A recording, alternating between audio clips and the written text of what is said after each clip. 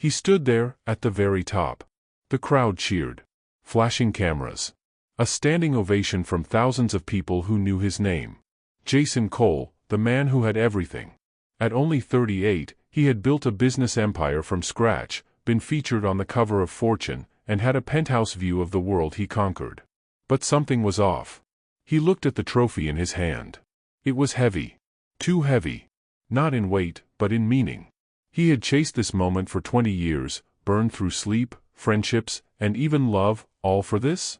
When the applause finally died down, Jason walked off the stage, nodding, smiling. But inside, something cracked.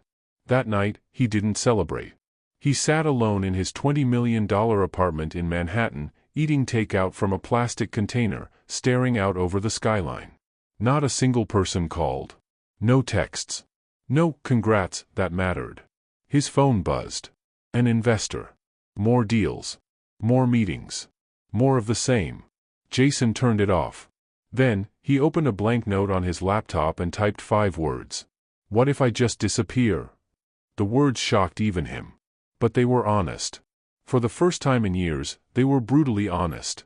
And sometimes, that's the beginning of everything. Jason didn't sleep that night. At 4:12 a.m., he packed a small duffel bag, no laptop, no suit, no watch. Just a passport, some cash, and a photo of his mom before she passed. That was it. At sunrise, he left the apartment. No goodbye to his assistant, no emails, no press release. Just silence. He drove out of the city in a rental car, windows down, hoodie up. The further he got from Manhattan, the lighter he felt, like each mile peeled a layer off his skin. 2 hours into the drive, he pulled into a roadside diner in upstate New York. The kind of place with chipped mugs, old jukeboxes, and regulars who all looked up when a stranger walked in. He ordered black coffee. The waitress smiled at him, not because he was Jason Cole, but because she smiled at everyone. That hit hard. For years, people only smiled when they wanted something from him. This was different. This was human.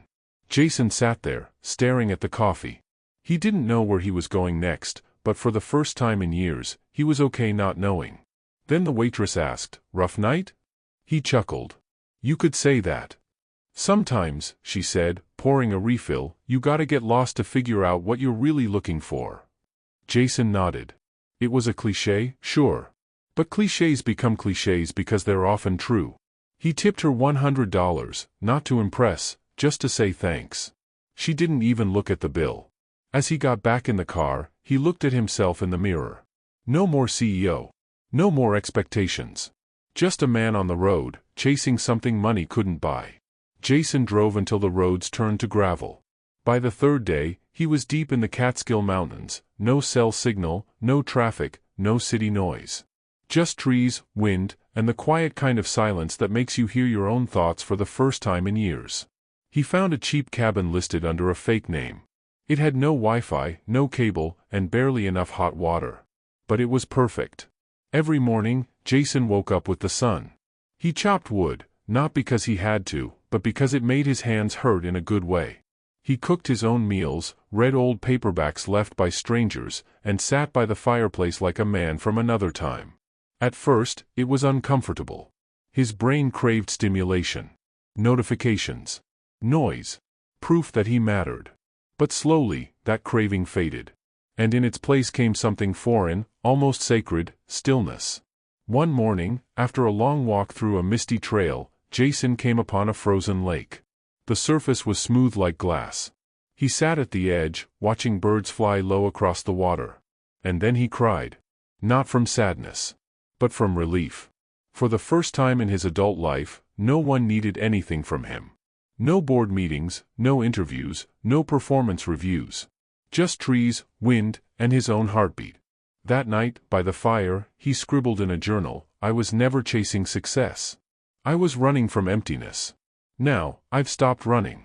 He stared at those words for hours. Weeks passed. Jason's beard grew wild, his clothes faded in the sun, and his phone remained powered off in a drawer he never opened. But the silence had layers. And deep inside it, the past began to speak. One night, as the wind howled through the pine trees, Jason had a dream. He was back in the boardroom, only this time, everyone wore masks. Not party masks, but blank ones, like mannequins. They stared at him, motionless, until one mask fell off. It was his father's face. Jason woke up drenched in sweat. His father had been gone for years. A cold, driven man who taught Jason that rest was weakness, and success was survival. Be a man, he would say. Win or be forgotten. Jason never mourned him. He didn't know how. The next day, he walked deep into the woods, sat on a tree stump, and spoke out loud, to the trees, to the wind, to the father whose approval he had chased like a ghost. I'm done trying to win, he said. I just want to live. He stayed there for hours. A bird landed nearby. The sun filtered through the branches like soft gold. And in that moment, something let go inside him. Not just the grief. The pressure. The guilt. The weight of years spent proving instead of being. That night, Jason took his journal and wrote one word, free. A month later, Jason walked into a small-town cafe. He looked different. Healthier. Softer in the eyes. There was still a storm inside him, but it had quieted. Controlled. Like the sea after a long night. He wasn't looking for coffee. He was looking for people. He sat at the bar and talked to the barista about the best hiking spots. He helped a lost tourist find a trail. He smiled at a little girl who offered him half her cookie. And slowly, quietly, Jason began building something he never had before, connection. No more boardrooms. No more fake smiles or late-night emails. Just real human moments. He started working part-time at a local repair shop.